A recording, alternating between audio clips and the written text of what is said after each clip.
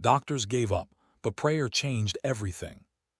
A true-to-life faith story of healing, hope, and the power of God. The doctor didn't rush his words. That was how they knew it was over. He stood at the foot of the hospital bed, chart closed, eyes steady but heavy. The machines around the room did what they'd been doing for days, beeping, humming, counting down time no one wanted to measure. "I'm sorry," he said. "We've reached the end of what medicine can do." No dramatics, no false hope, just truth, clinical, final, absolute. The diagnosis had been brutal: organ failure, complications stacking faster than they could be treated. Every specialist agreed, every scan confirmed it, every option had been exhausted. This wasn't a setback. This was the end. The longest night. After the doctors left, the room felt different. Quieter, heavier, like hope itself had stepped outside. Family members sat frozen. Some stared at the floor. Others watched the rise and fall of a chest that seemed to work harder with every breath. The numbers on the monitor flickered, unstable, unpredictable, unforgiving. Someone whispered, "What do we do now?" No one answered. Because the truth was unbearable. There was nothing left to do except pray. Not the neat, confident prayers spoken in calm moments, but desperate prayers, broken prayers, the kind that sound more like sobs than sentences. "God, please. Lord, don't let this be the end. We trust you even now." They prayed when fear screamed louder than faith. They prayed when doubt crept in. They prayed because God was the only place left to turn. When heaven felt silent, hours passed, then more hours. Nothing changed. The machines kept beeping, the body kept struggling. Doubt whispered cruel questions. What if this changes nothing? What if God doesn't intervene? Still they prayed. Not because they saw results, but because faith doesn't require proof to exist. One family member laid a hand gently on the patient's arm and said words that would later echo in every testimony. "God, even if you don't heal the way we want, we choose to trust you." It was surrender, not to death but to God's will. The first sign no one expected.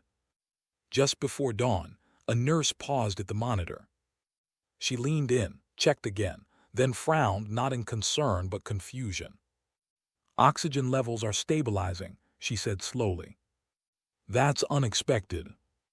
The family looked up. Minutes later, another reading improved, then another.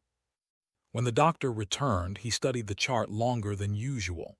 He ordered repeat tests, then more tests, then stood silently at the bedside. "This doesn't line up," he finally said. "According to everything we know, this shouldn't be happening." But it was. Recovery that defied reason. Over the next 24 hours, what doctors had prepared the family not to expect began unfolding. Inflammation dropped. Vital organs responded. The body started correcting itself. No new medication. No experimental treatment. No medical explanation. One physician admitted quietly, "If I hadn't seen this myself, I wouldn't believe it." The family didn't argue. They didn't boast. They just prayed harder, this time with tears of gratitude instead of desperation. Because they knew. This wasn't luck. This wasn't coincidence. This was God.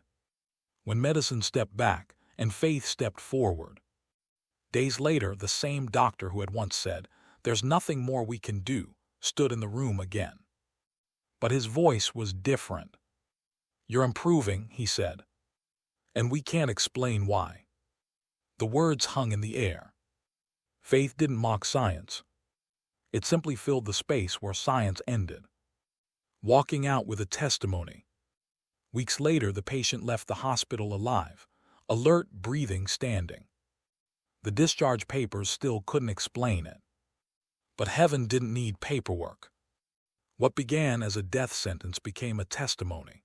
What looked like an ending became evidence of God's power to heal, restore, and intervene, even when all hope seems gone. Why this story matters? Because someone watching this right now is where that family once stood. You've heard the bad news. You've read the reports. You've been told it's over. But this story is a reminder. Doctors have limits. God does not. Healing may not always come the way we expect, but prayer is never wasted, faith is never foolish, and God is never absent. When medicine said, "We're done," God said, "Watch what I can do." And everything changed.